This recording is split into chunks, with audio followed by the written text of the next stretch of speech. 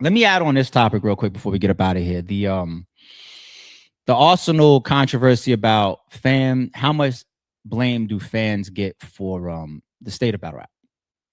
All right. I think it's very acceptable to say that we all have a piece in it. League owners, bloggers, media, battle rapper fans.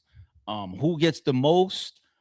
If I wanted to try to break that down, it would probably be controversial. Maybe that's what happened with Arsenal, because and I don't want to misquote it, but I believe some of the backlash and the controversy started because it was like 50% of the blame goes towards the fans. And then you'll see a lot of fans. I saw them on social media standing up and saying, wait a minute, all the choking, the non-prepared, we could barely get a card that's complete, and we pulling up and this and that and that. Like fans got had a response to that. And they deserve to have some. You know what I'm saying? I think Arsenal, the title of that first video that we pulled up, he's probably giving further context. You know what I'm saying? So shout out to Os. I'm just gonna stay on the point with the fans though. The fans is not 50%, right? The fans absolutely have some blame as to the state of battle rap.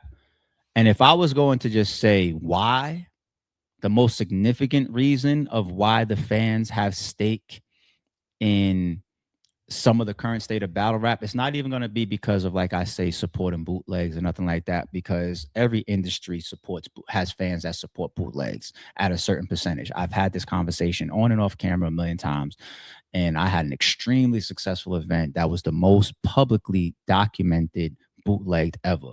Got people like Easy to Block Captain on his own live streams talking about, yeah, URL was telling us to get a stream RBE's content for caffeine, right? I'm not saying allegedly, it's documented, right? And so KCJ and all these is documented. Bill Collector, right? It's documented, right? I'm not saying allegedly, right? It's documented. So I'm not talking about that with the fans. I think one of the worst positions as far as the current state of battle rap that the fans have played in, and once again, we all have our role, and me included, okay, is supply and demand. That's the biggest role that the fans have played in.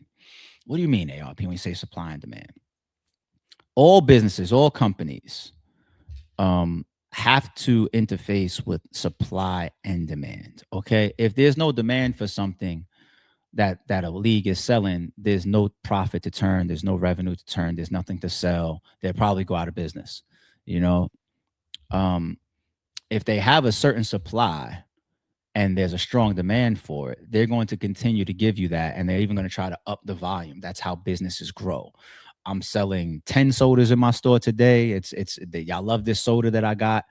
And y'all gonna come back, and your friend tells a friend or whatever, like drugs. You bring your friends. Next week is 20. Next year it's 60, and then and it grows and grows and grows and grows, and you start franchising out of it. Next thing you know, you're making millions and millions and millions and millions of dollars. All right, that's how companies grow. Volume goes up with supply and demand, or one of the ways companies grow. Right now, pertaining to fans, when I say supply and demand, when you're talking about going the opposite direction, the ultimate power of leagues, battle rappers continuing to finance and earn money towards what we bring to the table. We spend the money, but we intend to get it back. Who gives us the money back? Who gives us the return on our investment, the ROI? The fans. Okay, so you guys pay for whether it's good or bad battle rap practices, cards, bookings, battle rappers, promotion. You guys either pay for it or you don't. Now, when you pay into it, you are invoking supply and demand metrics. Okay.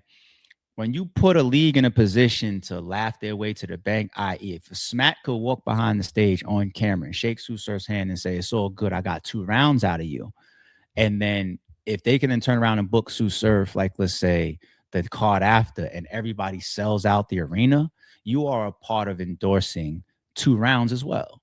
And Sue Surf has his own polarizing draw, other things other than completing a battle, some in certain cases, to his credit, which is why people can still buy into maybe his battle or his cards or his events or his main events, right? To his credit.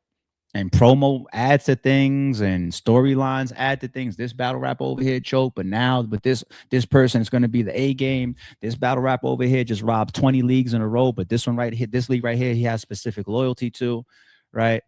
You have your storylines and your ambitions as to I'm going to buy into this for these particular reasons, but you still are at the roots of whether a league can turn around and say this was successful or this was a failure because you spend the money. You spend the money. No league is going to operate for 10 years straight in the red. It's impossible to do, right? Unless, once again, somebody's standing next to you just giving the money away. And that's like even like a caffeine, for example. And then they put up a post on their exit saying, we were never profitable. Okay. So they were operating in the red the entire time per their own tweet statement to the public when they shut down. Okay. So unless you're giving the money away in the red, right? You have to be conscious of paying into a product. Think about it like this, man. Battle rap is like the only space where the return customer gets punched in their mouth a million times and they still cop up. That's the only business that I'm aware of like that.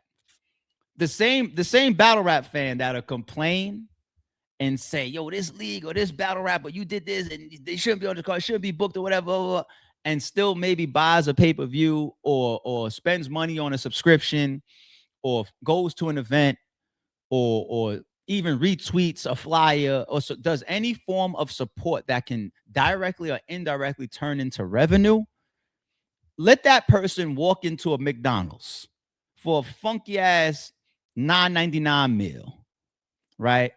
Order 2 cheeseburgers and an order of French fries, right? Let them walk out and one of their burgers is missing. It's gonna be hell to pay. You know how we get let's something from our food order be, or walk into a store and get home and something. We will never walk back into certain places. There's certain times we be like, fuck y'all, we raise hell. We want to speak to a manager. You ain't getting my money unless you fix this, or I'll never come back to this location ever again. All types of shit, man. Like people go to hell and back behind their customer service. And we should.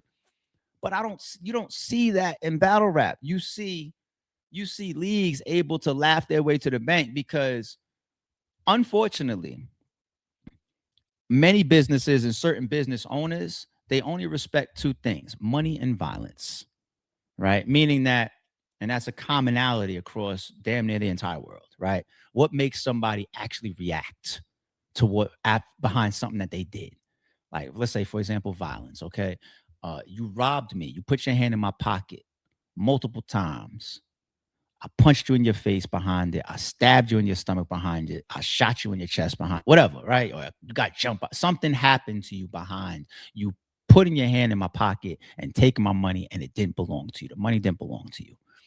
That reaction, you're going to think twice before you put your hand back in my pocket again because of what happened, violence or money. Somebody coming to a table in some form of business and then realizing, oh shit, I just spent $10,000 to make this whole event go, and I only made back 6 because I booked this person that the fans claim that they have a problem with. Right? They just showed me that I can't laugh my way to the bank. Money and violence is all sometimes people will react to or really truly respect. And there's no violence here, and there shouldn't be. There shouldn't be violence over like, oh, this battle rapper choked and the fans is pulling up trying to beat people up. No, there's no violence here. It's the money aspect. All right. And that's one thing that the fans have managed horribly. Supporting shit that is harmful to the culture is the point. So the supply and demand is still met with, we can get away with it. Whether it's this league that books somebody that they shouldn't be booking, or even a league, for example, that has no business doing battles, right? You could see it in their production. You could see it in their style of contracting. You could see it in their promotion. You could see it in their flyers. You like, it's just like, you know, I get it. You love battle rap, but this should be a line for you. You know, as far as running battle rap business and presenting battle rap, how the culture needs to see this so that we can still operate up here in the industry of entertainment. You don't really belong here. There's no gatekeeping to that. So you have shitty I'm here overnight leagues and league owners Yeah, bad business league owners. Yeah, some of the biggest league owners in the world practice bad business and funnel that type of behavior down to the battle rappers. Don't go to that card. Come to this card. So then why the battle rappers even going to follow good business practices or their contracted agreements when the people above them that y'all claim to respect or maybe you put on Mount Rushmore tell them to do bad business practices? You know what I'm saying? So it's everybody. It's everybody. It's everybody has blame in it. But if we focus on the fans, to me, I think that's always been the biggest call out. Actually allowing people to get away with and continue to feed them among things that hurt the culture and hurt the fans. You're paying into your own demise, pretty much. You're paying into your own spoiled milk. You're paying into your own food order that's missing a burger. And we do it like the stove ain't hot every time we touch it at an extremely insane rate. That's what I would blame the fans for, respectfully. And y'all got a lot that y'all could blame us for, but like I said, we all got blame. Okay. All right, I'm gonna leave that topic there. All right, I'll be back. I got some sorry as true news to do. Some of that's gonna start hitting the channel today as well as tomorrow as well. I got a couple topics. We're gonna cover things like Boosie, Little Dirk's updated paperwork. I got an NBA YoungBoy topic. I got another battle rap topic coming on the way too from Caps. So shout out to Caps. I saw a clip from Caps talking to battle rappers about them booking cards as well.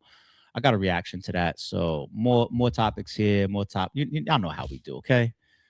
So check out at least this video and the last one that was uploaded pertaining to Easy, Muwap, and all that. And we'll be back. Don't confuse silence with work ethic. I'm a boss making decisions, my first fetish. The verse cherished is perfect, that's a reverse blemish. I dropped it, connected the block, learn Tetris. One of the toughest characters ever to bulldog his way Welcome to the house into of and shout out to them. Without my, he still got a gun. Come on!